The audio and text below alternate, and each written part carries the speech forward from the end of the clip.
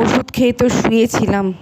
এখন বাজে 3:30, প্রায় ভোর ভোর অবস্থা, অথচ আমার চোখে কোনো ঘুমের লেশ মাত্র নেই। এই করছি, এপাশ ফিরছি, ওপাশ ফুরছি, আবার একটুখানি উঠছি, জল খাচ্ছি, আবার এসে একটু শুচ্ছি। ওরা সবাই ঘুমিয়েছে বলে আমি খুব আস্তে আস্তে সব কিছু করার চেষ্টা করছি। আর এই যে আলোটা দেখছেন আপনারা, এটা হচ্ছে আমার মায়ের ঠাকুর আসনটা আর কি, এরমভাবে ভাই সাজিয়ে দিয়েছে টুনি দিয়ে। আর ঘর অন্ধকার করলে দেখুন কি সুন্দর লাগে, তো ওইটাই আপনাদের সঙ্গে শেয়ার করলাম। আর ওয়েট করছি কখন একটু চোখে ঘুম আসবে। জানেন তো কী যে বিপদে পড়েছি বন্ধুগণ, যে কি বলবো। কেন জানি না এত ওষুধ খেলাম, জানেন, 3টে ওষুধ খেয়ে একটা গ্যাসের ট্যাবলেট খেয়ে শুলাম, তবুও কোনো ঘুম নেই। জানি না কি হবে। 1.5-2 ঘন্টা ঘুমোলাম, ঘুম ভেঙে গেল, উঠলাম। উঠে দেখলাম মা আমার জন্য আর কি ওই চা করছে। তার আগে বাবার আর মায়ের রোজকার যেরকম মর্নিং টি, ওগুলো সব খাওয়া হয়ে গেছে। আর আপনাদের তো জানিয়েছিলাম আমার বাবা মা সকালবেলা উঠে ওই ডিডি বাংলায় সকাল সকাল প্রোগ্রামটা দেখে। ওদের খুব ফেভারিট প্রোগ্রাম, ওই যে দেখুন এখনও চলছে। তো ওটা শুরু হয় 7টা থেকে, শেষ হয় 8:30টায়। এই যে বাবা বসে আছে আর এই মাঝখানে অ্যাড চলছে। আর মা আবার করে 3 জনের জন্য চা বানাচ্ছে। আর এদিকে ডিঙ্কু এখনও শুয়ে আছে, ও ঘুমো, ওকে ডাকবো না, যখন ওর মতন করে উঠবে। আর আমরা 3 জন মিলে এবার রিলিশ করে চা খাবো। এই টাইমটা এত ভালো লাগে, আসলে একসঙ্গে থাকি না তো, মাঝে মাঝে এলে দারুণ লাগে। আর এই যে আমার মায়ের এই পাতাবাহারটা এখানে রেখেছে, কি সুন্দর কালার বেরিয়েছে। আমি এসে দেখেই বলেছি, মা এটা তো দারুণ লাগছে। আর আজকে একটা বৃষ্টি ভেজা দিন, খুব সুন্দর ঝিরঝিরে করে বৃষ্টি পড়ছে, খুব জোরেও নয়, আর হালকা হালকা হাওয়া দিচ্ছে। এই দেখুন গাছপাতা সব নড়ছে মায়ের বারান্দায়। এত সুন্দর আজকে দিনটা, উঠেই না ঘুম যে হয়নি সেই ক্লান্তিটা দূর হয়ে গেল এই সকালবেলার এই পরিবেশটা দেখে। এত সুন্দর লাগছে, দেখুন পাতাগুলো মানে নাচছে তালে তালে, ঝড়ের তালে তালে, হাওয়ার তালে তালে নাচছে। আমার এত ভালো লেগেছে, আপনাদের সঙ্গে একটু শেয়ার করলাম। আকাশটাও বেশ সুন্দর রঙিন, কোথাও বেগুনি, কোথাও নীল, কোথাও এক টুকরো একটুখানি রোদ্দুরের ঝলকানি আর কি। যাই হোক, এগুলো আপনাদের সঙ্গে শেয়ার করছি, আমার ভেবেও ভালো লাগছে। এগুলো তো আবার আমার ফ্ল্যাট থেকে শেয়ার করতে পারি না, এই আকাশটাই আমি পাই না, ছাদে উঠলে পাওয়া যায়। যাই হোক, বসে গেলাম আমি, বাবা আর মা।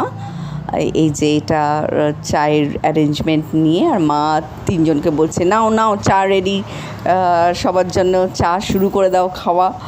তো এই বিস্কিটস নিয়ে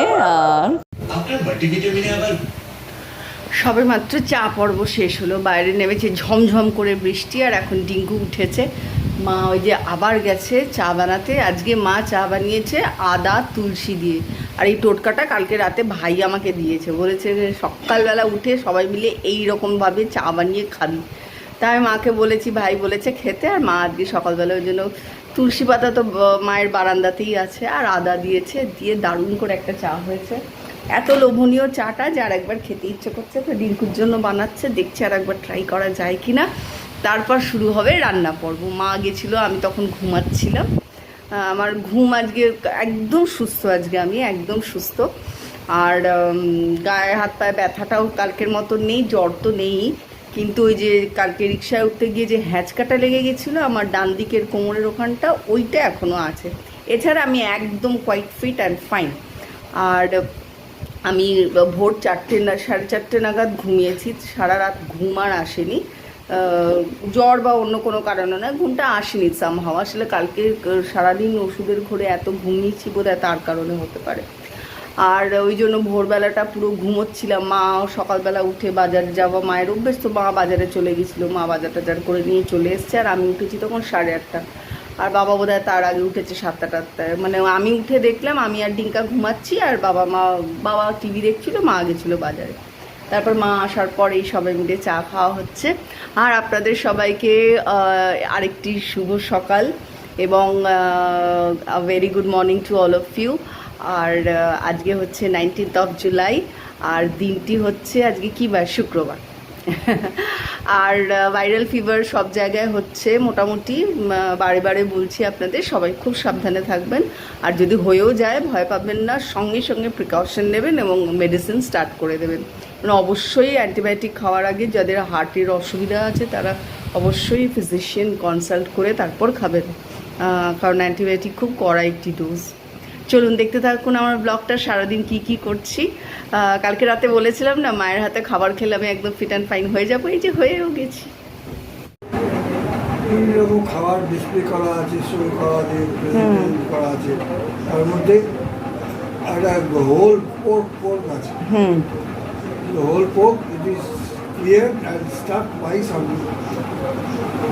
মিডিয়াম সস বা কিছু দিয়ে, অনেক কিছু দিয়ে দেবো। হ্যাঁ, মাছ দিয়েও হতে পারে, পোর্ক দিয়েও হতে পারে, হ্যাঁ, চিকেন দিয়েও হতে পারে। হ্যাঁ, আর সেটা দেখে অনেকে আগ্রহ বেড়ে গেছে কী হবে, হ্যাঁ, খাবো কী দাম দিয়ে।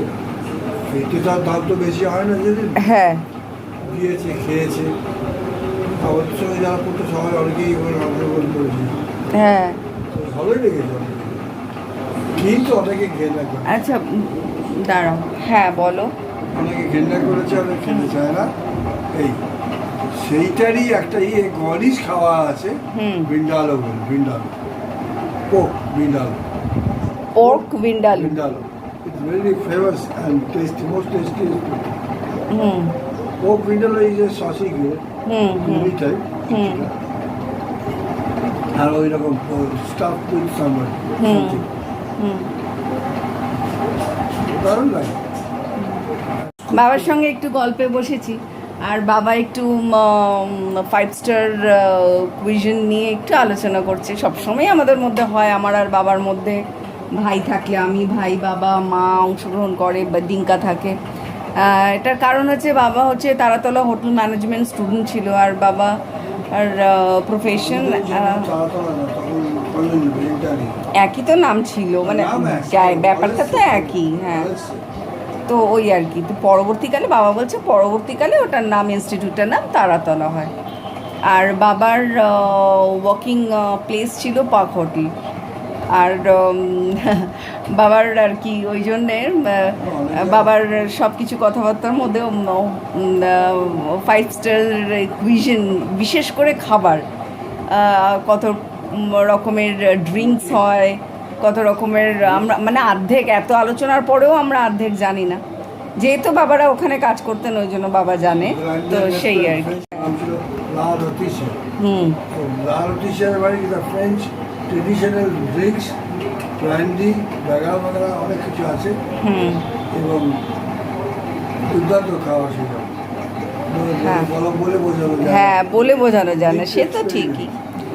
আচ্ছা, একটু একটু ছোট্ট করে শেয়ার করে দাও। ড্রিঙ্কস নিয়ে তো অনেকের অনেক ভুল বোঝা আছে, মিসআন্ডারস্ট্যান্ডিং আছে আমাদের মধ্যবিত্ত সমাজে। জিন নিয়ে একটু কিছু বলে দাও। জিনের যে অ্যালকোহল পার্সেন্ট কত কম, এটা স্ট্রেংথ আছে আর পার্সেন্টেজ অফ অ্যালকোহল আছে। হ্যাঁ, এক একটা ইয়ের এক একটা স্ট্রেংথ, হ্যাঁ, ক্যাপাসিটি, মেকিং প্রসেস অনুযায়ী সেটা ভ্যারি করে। হ্যাঁ, আর জিন is very much healthy for women, তাই না? Yes, it is good for every kind, হ্যাঁ, এভরি উইমেন, মানে যেখানেই থাকুক একটি মেয়ে বা একটি মহিলা, এবং কাজের মাঝখানেও যদি একটুখানি জিন সে কনজিউম করে নেয়, তাতে তার কোনো অসুবিধা হতে পারে না। জিন খেলে temperament of intoxication women body, women body high, so high যে goes very fast out of control, খুব তাড়াতাড়ি তারা কিক আউট হয়ে যায়। না, সেটা তো এক একটা বডির ওপর ডিপেন্ড করে। বেশি ছেলেদের না, ছেলেদের ক্ষেত্রে ভটকাটা ভালো। অনেক ছেলে তো একটা বিয়ার খেলেও আউট অফ কন্ট্রোল হয়ে যায়। এইটা বডির, মেয়ে ছেলে বলে না, এটা বডির ক্যাপাসিটির ওপর ডিপেন্ড করে। এই যেমন ভটকা, জিন, ফ্রুট জুস দিয়ে খেতে পারে। হ্যাঁ, কেন বল? সাপোর্টিং, হ্যাঁ, যাতে ব্যালেন্স থাকে, ওই ফ্লুইডটার সঙ্গে এই সলিডটা গিয়ে একটা ব্যালেন্স হয়। হ্যাঁ, টমেটো দিয়ে তৈরি হয়। হ্যাঁ, সবচেয়ে ভালো মেয়েদের জন্য ওয়াইন, তাই না? আমার তো এখানে মহিলা দর্শক প্রচুর, ম্যাক্সিমামটাই মহিলা দর্শক, সেই জন্যই মেয়েদের ড্রিঙ্কস নিয়ে একটু আলোচনা করলাম। মেয়েদের ড্রিঙ্কস আরো অনেক কিছু আছে, যেমন সেনজানো। হ্যাঁ, সেনজানো ইজ আ ফ্ল্যাট। এটা একটু অফ কোর্স। মেয়ের বাবা এই আলোচনা, স্নান হয়ে গেছে বাবার, আমার হয়নি। আমার হচ্ছে মায়ের আরেকটু রান্না বাকি, মা আজকে করছে লোটে মাছ। আর আমি না স্নান করলেই আর থাকতে পারি না, খিদে পেয়ে যাবে। ওই জন্য মা একদম বলবে, বাবি আমার স্নান, আমার সব কিছু কমপ্লিট, এবার তুই স্নানে যেতে পারিস, মানে মায়ের পুজোটাও কমপ্লিট। তখন আমি যাবো, টুক করে গিয়ে স্নান করে আসবো, আর তার আগে ডিঙ্কুকে আর বাবাকে খেতে দিয়ে দেবো। এটাই আমাদের চিরতরে হতে থাকে। আর ভাই যদি থাকতো, তাহলে এই যে এই খেতে দেওয়া অমুক তমুক এইগুলো আমাকে আর মাকে ভাবতেই হয় না। ভাই যদি থাকতো এখানে, ভাই ও সব, ডিঙ্কাকে স্নানে পাঠানো, এই ডিঙ্কার থেকেও ছোট আর একটা বাচ্চাকে স্নানে পাঠানো, স্নান করে আসলে তাদের ভালো করে সুন্দর করে গুছিয়ে পরিবেশন করে বেড়ে দেওয়া, এগুলো সব ভাই করতো। তা আমি আর বাবা যতক্ষণ না মায়ের আরেকটু রান্না বাকি, এমন কিছু বেলা হয়নি, 12:10-20 মতন এখন বাজে, তো হচ্ছে, ততক্ষণ আমি আর বাবা এখানে বসে বসে একটু আড্ডা মারছি। আর এই আড্ডা চলতেই থাকবে। আপনাদের আবার আরেকদিন বাবার কিছু ওয়ার্কিং এক্সপিরিয়েন্স আপনাদের সঙ্গে অন্য আরেকটি ব্লগে শেয়ার করব। চলুন দেখতে থাকুন। কত দিচ্ছ? এবার ডেকে নেবো আলিপুর দুয়ারের তোমার ভাত কর। এটা তোর আর আমার লাগবে কেন ভাত করে দাঁড়া। এই যে এই চচ্চড়ি, এই যে এই চচ্চড়ি, এই চচ্চড়ির লোভে লোভেই আসে।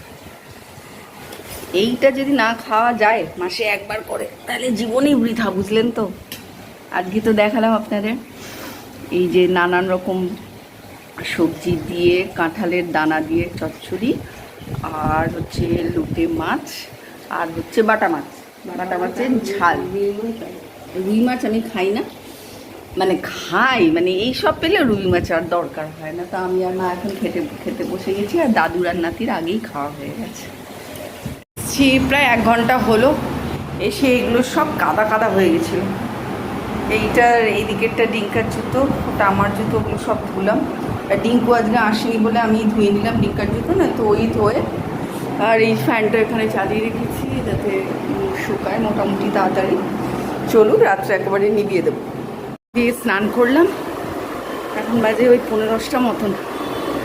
ডিঙ্কা আসেনি, ডিঙ্কা ওই বন্ধুদের সঙ্গে একটু বেরোলো, ওখানকার খেলার বন্ধুদের সঙ্গে।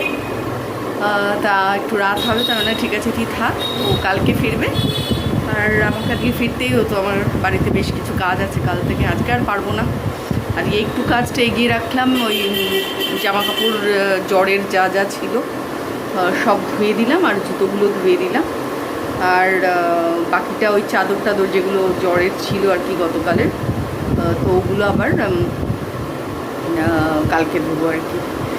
আর আমার তো একটু বেরোনো আছে, জানতে পারবেন সবই তো জানাই আপনাদের, তো সেই জন্যই আর কি সব আর কি ঠিকঠাক করা, এই আর কি। তো সবাইকে শুভরাত্রি আর গুড নাইট। আর আপনাদের আমি কথা দিয়েছিলাম আমি একদম চাঙ্গা হয়ে যাব। মায়ের হাতের রান্না তো, ওই যে ওই হাতের চচ্চড়ি, ও দেখেই আমার অর্ধেক শরীর ঠিক হয়ে গেছে। আর মাও খুব খুশি হয়। মা আগে হলে তো মা বলতো না, ফোন টোন করা কিছু ব্যাপার না, আমি দেখতাম মা চলে এসছে, মানে কলে যদি একটু শোনে গলার আওয়াজ ওরকম। আর মায়ের সঙ্গে আমার বাবা আর মায়ের সঙ্গে আমার ভীষণ বন্ধুত্বপূর্ণ সম্পর্ক ছোটোবেলা থেকে, যেমনি বাবা তেমনি মা। আর এই আর কি, তো সবার বাবা মারই এরকমই কম বেশি হয়, বাবা মার তো কোনো সাবস্টিটিউট হয় না। এই তো আমি ওই জন্য পরিমরি করে আর কি কালকে চলে গেছিলাম, জানি ওই একটা জায়গায় আমি ঠিক থাকতে পারবো আর খুব তাড়াতাড়ি রিকভার করতে পারবো, আর তাই হয়েছে। আর আপনাদের সামনেও একদম ঠিকঠাকভাবে আসতে পারবো, আর সেটা করতে পেরে আমি সত্যি মানে খুব আনন্দ লাগছে আমার।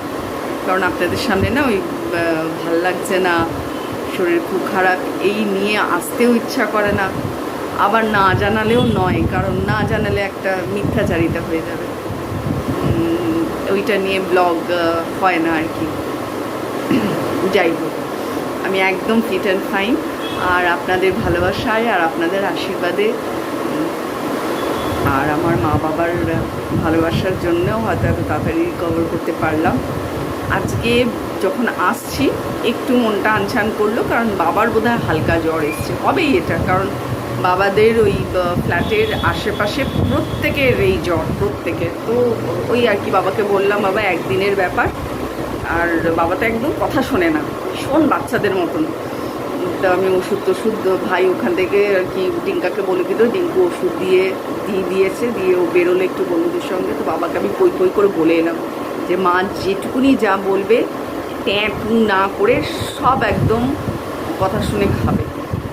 তো হুম তো করলো। এখন দেখা যাক, বাবা ভীষণ অবাধ্য, ভীষণ ভীতু শরীরের ব্যাপারে, ইঞ্জেকশন নিতে ভয় পায়, এই হয় ওই হয়, সেই সব কিছু আটকে ওঠে, যা হয়। ছেলেরা তো এরকমই, জানেন, কম বেশি, সব ছেলেরা নয়, বেশিরভাগই আগে তাই।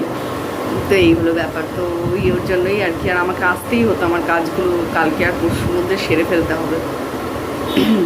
চলুন, সবাইকে শুভরাত্রি, গুড নাইট, সবাই খুব ভালো থাকুন, ভয় পাবেন না, এই জ্বর একদিন মতন থাকছে, সব ঠিক হয়ে যাবে। আর আরেকটি ব্লগের সঙ্গে আবার আরেকটি দিন দেখা হচ্ছে, টাটা।